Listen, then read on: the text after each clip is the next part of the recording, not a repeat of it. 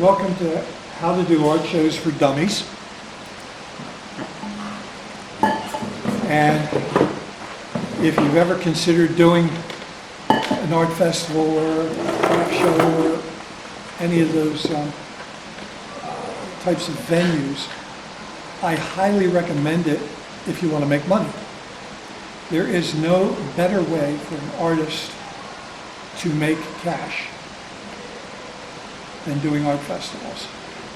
Going into galleries, they all take 30 to 50% depending on what kind of metropolitan area they're in. Outside of your expenses on this, it's all in your pocket. And you control everything about it because it's your own business.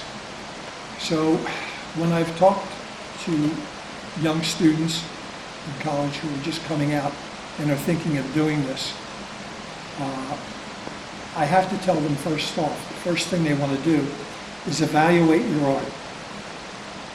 Look at what you're doing and see, is it saleable?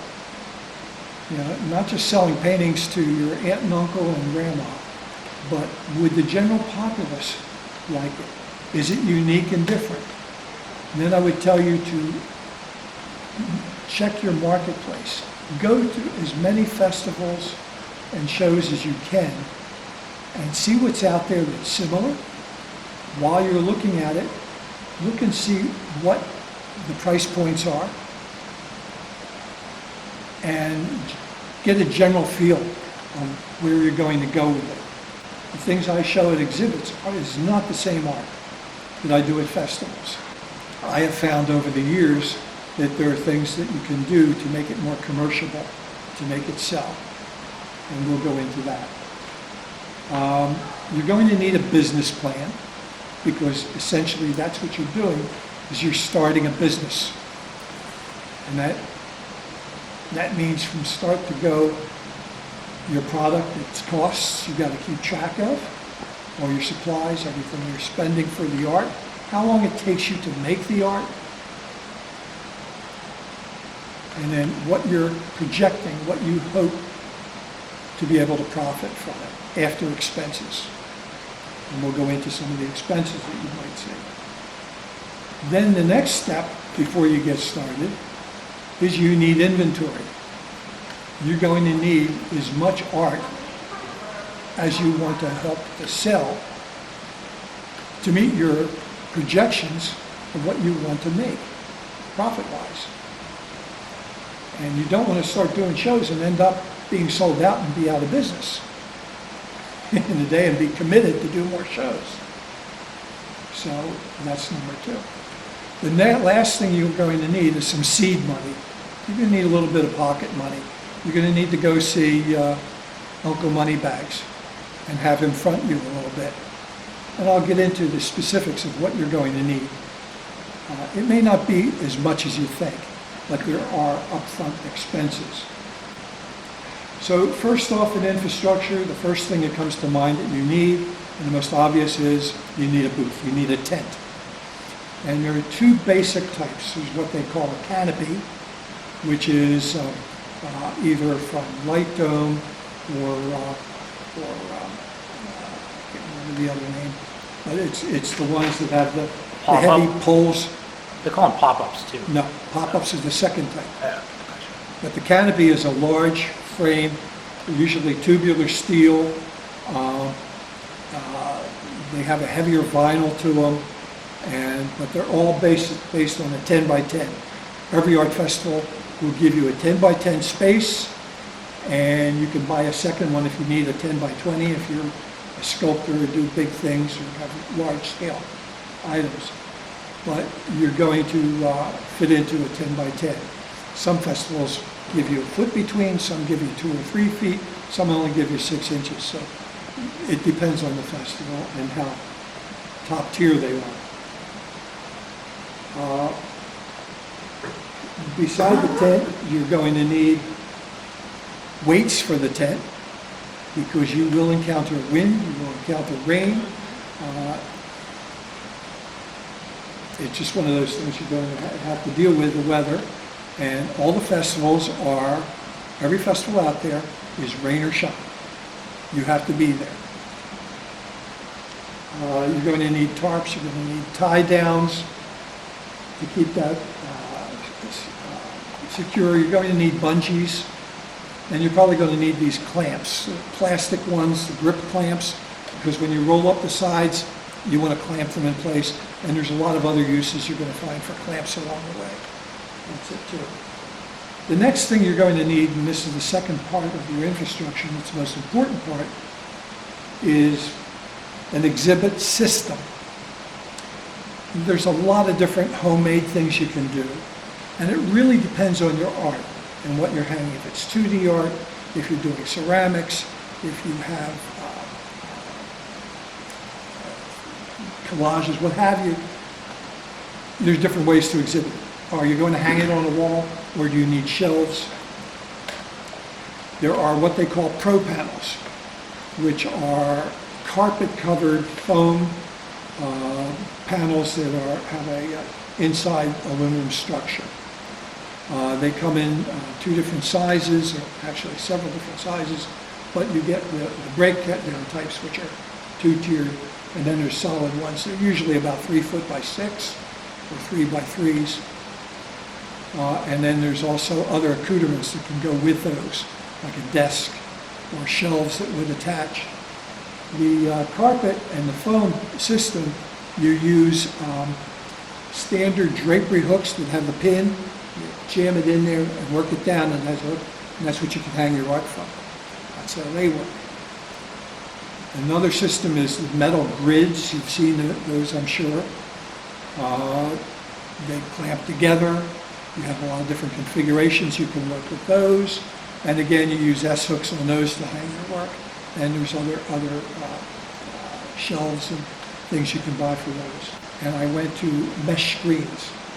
These mesh screens have hooks on the top, and then they tie down on the bottom onto a stabilizer bar. They're white, and they're very lightweight. They roll up, and they make a nice white, clean background. I'll show you pictures of that. And again, you hang it with S-hooks on those. And it's just a lot easier to carry. But it just depends on how much work you want to do. And you're going to need a vehicle to carry it all in. Because all this infrastructure bulks up. You can have a lot of room that, I can get all this in my car. Where am I going to put the art? It's another thing. So for many years, I did art festivals with a Grand Caravan that had the stow and go seats. It worked just fine. And then I had a panel van, and now I have that monster truck you see outside. And I get everything in that with a pod on the top. I have a cargo thing in the back. A lot of people go to festivals with, if they have a tow bar, they take a trailer. I had a heavy-duty canopy tent for many years. I sold it last summer because it's backbreaking. It took me and my wife more than an hour to put together. At least an hour, sometimes longer depending on the weather. And by the time we got that, then we get the art on. And oftentimes you don't have a lot of time to get your booth set up at a festival. So you want to make it easy. And being up in age, I'm trying to make things easier. When I started out doing art festivals, I had an easy up. And I did that for 2 years till I found out it's an easy up, it's also an easy flyaway. So I went with the heavy duty. Now they have easy ups, pop-ups, that are made with steel. I just bought one. It's much heavier duty. They don't torque as well. And I just did a festival last month, and it worked just fine. It has sandbag weights on the ground. If I'm doing a bigger festival where I know there's going to be more weather, I'm going to put extra weights on it. Plus, if you're on grass, you can put stakes on it, and you can tie it down with stakes as well, like dog screws or anything like that. But a lot of festivals are on pavement, so you have to have extra weights. You're going to need a bin with tools. I always have I take tools with me that I would need to rehab a painting if it came apart. If it needs to be rewired, if it drops and frame breaks, something. Somebody wants that painting, but they want that frame on it. One's black, one's white, you have to flip them out. So a few basic tools are always good. You're going to need tape. You're going to need duct tape, man's best friend. Maybe some quick glue, super glue, things like that. You will need to remember to bring pens. You're going to need a notebook. You're going to need a calculator, probably a scissors. You're going to need some kind of pricing system when you're hanging your things. I have some nice little plastic price tags like they use in jewelry stores, that I've used them in things. But depending on the festival and how quick and dirty, down and dirty, sometimes just an Avery tag is enough to put on your pieces, put it on the frame, not on the artwork, and make sure they're removable tags. I also, among my tool thing, I take goof off with me, or Goo Gone, to get rid of any smudges. And you're always going to have some little kid who comes in who just ate some cotton candy or thing and touches the art, and you need a little cleanup. So you're going to need that. You're going to need to make some signage. You're going to want a sign that's going to tell people about yourself, with your artist statement and your bio. It's always nice to have on a little placard. You're going to need I have also, you're going to need business cards. Everybody wants your card. A couple of years ago, I got smart, and I put my business card, blew it up, and put it on a placard, and I leave it on the desk. And I say, pull out your phone, take a picture of it. But, there's still those who want it. And when I sell a piece, I still give them the card. I put it on the back of the artwork. So, you will need packaging. You sell your painting, your ceramic, what are you going to do? Just hand it to them? No.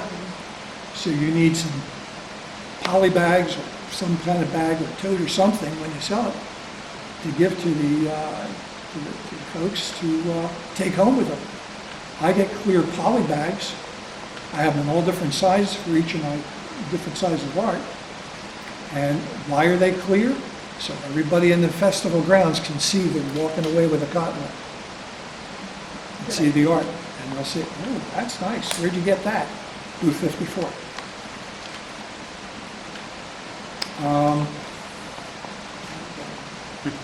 Talk about the bags, different sizes. I'll tell you another little trick.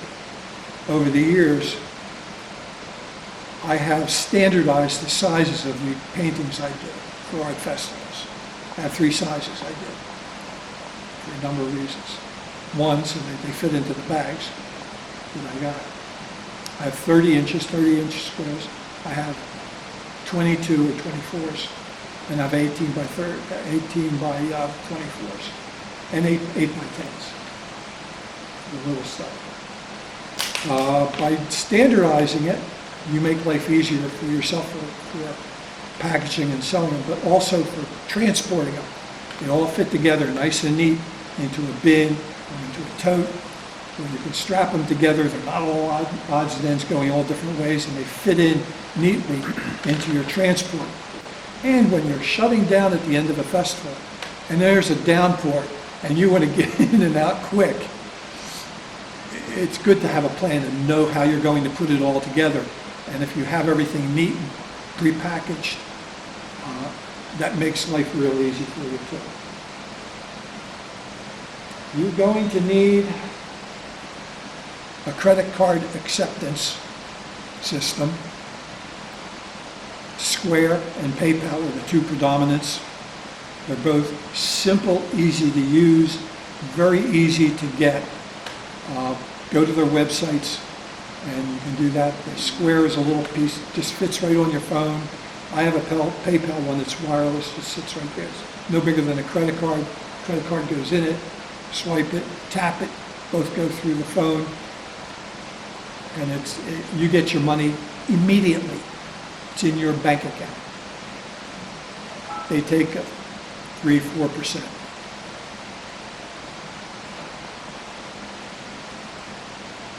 The last thing you're going to need, and this is daunting if you've never done the business, you need to be able to collect sales tax. You need licenses. You need to go, for Pennsylvania, you need to go to pa.gov. They have used to be called e-tides, now it's called mypath.pa.gov. Make sure you have your license.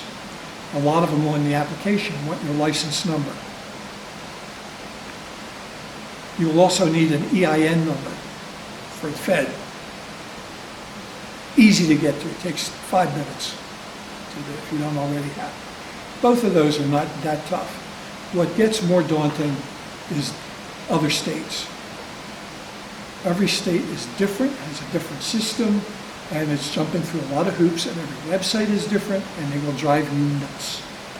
New York State, every year I get what they call a temporary transit or temporary vendor license. It's good for 1 year. Every city in New York has a different tax rate.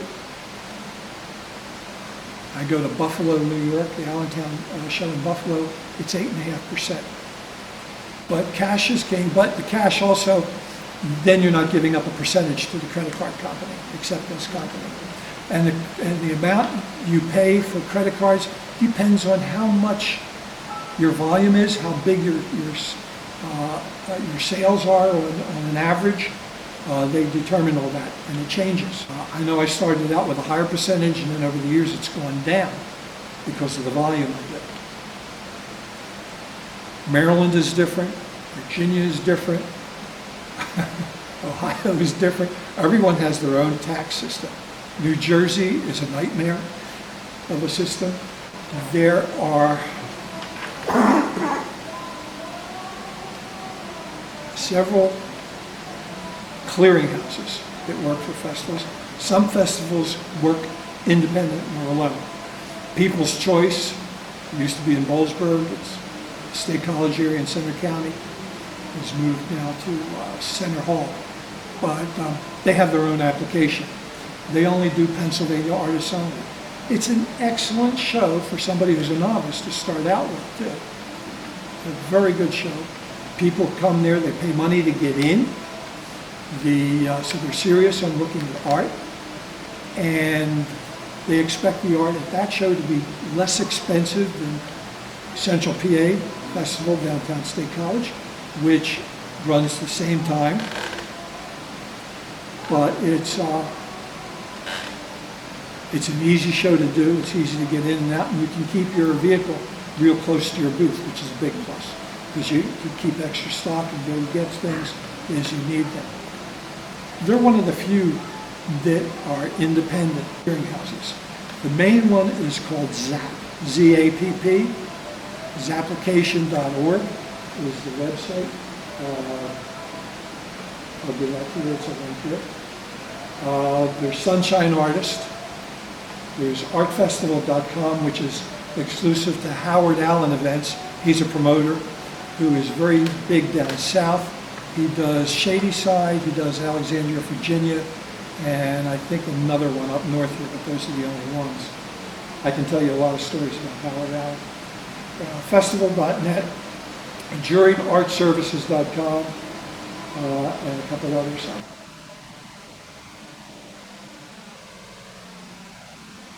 Got that? Good. Thank you, Dwayne. They will all want, pretty much, every festival will want the same things on ZAPP. They will ask for 3 JPEGs of your art and 1 JPEG of your booth and what it looks like. That means if you're thinking of doing this, you have to have a booth ahead to take a picture of it with your art in it. you kind of download the pictures, and you can download several pictures. Some of the festivals will want 5 pictures of your art, but most of them are 3. So you can make a little gallery. They will hold on their cloud, as Zap does, and I have like 20 different pictures on there. Depending on the art festival I'm applying to, I will show them different kinds of art. If it's a more upscale festival, and I want to show them my better abstracts, or things that are a little more eclectic, or a little bit larger or higher priced, I'll show them a different picture, because they want to know your average price points too. They'll also want your artist statement. Keep it brief. Something you could read in under 3 minutes. And you're going to, and probably a short bio with your CV. Outside of that, almost every application wants around $30 to $40 application fee up front. Then each of the shows, their booth fee, which you don't have to pay up front, you pay that upon acceptance. That will range anywhere, depending on the art fair, 200 to 500 bucks.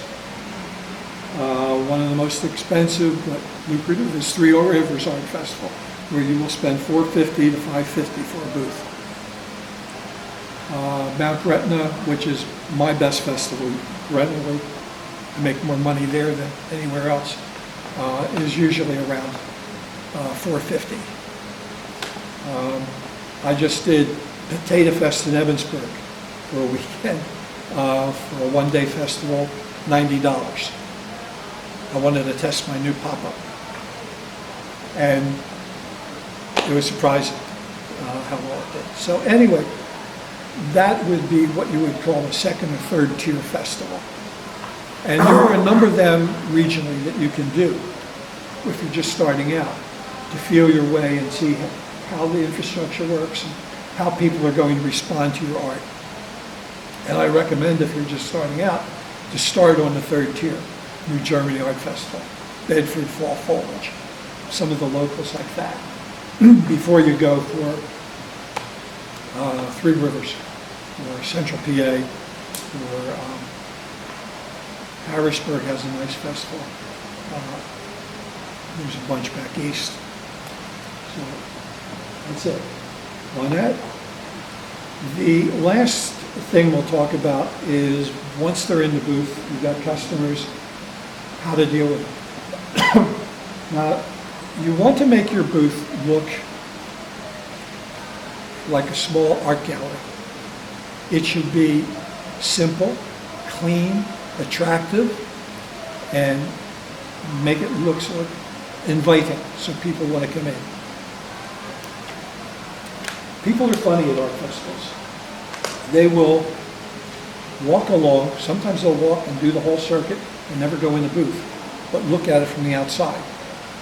Sometimes they'll just stop outside and look in, but they don't want to commit and come into the booth. I greet everybody. It's as though somebody was outside of my home or my lawn, walking by the house. Hi, how are you? Beautiful day, isn't it? I don't talk about the art. But I do say, there's no charge for looking, free to come in. And that often's enough to get them walking in. And then I'll leave them alone for a little bit. I don't jump all over. Pam disagrees. She's on them like a leech. But I let people look, and then I watch what they're looking at. And I don't do it like I'm staring. I don't let them feel uncomfortable when I'm staring them down like they're going to steal something. I usually work on my notepad or do something, but I'm watching. And if they stop or come back to a piece and they're really staring at it for a minute, I know there's some interest there. And that's when I'll engage them, and I'll let them know. You know, that's an acrylic painting on canvas. Oh, really? I didn't know that. It looks like a ceramic. No, it's acrylic. It just has a shiny coating on it. Or this is on plexiglass or whatever. Now I got something we're talking about. And we can go from there. And that's the way you can make a decision. So you have to treat customers when they're in your booth as though they're a guest in your home. Not a bad idea sometimes to have little candies, or little cookies or something to offer them, especially if they're getting serious. The booth and the art festival is not a place for friends to come visit and sit, relatives to come sit and visit. If you're eating, do it on the sly, underneath the booth or behind it. Have somebody sit, booth sit. You don't want to be eating a sandwich in front of people. It's just rude. And it's inviting. People won't want to engage you if you're doing that. Oh, I don't want to bother you while you're having lunch. Yes, you do. Keep the dog at home. Yeah. So that's pretty much it.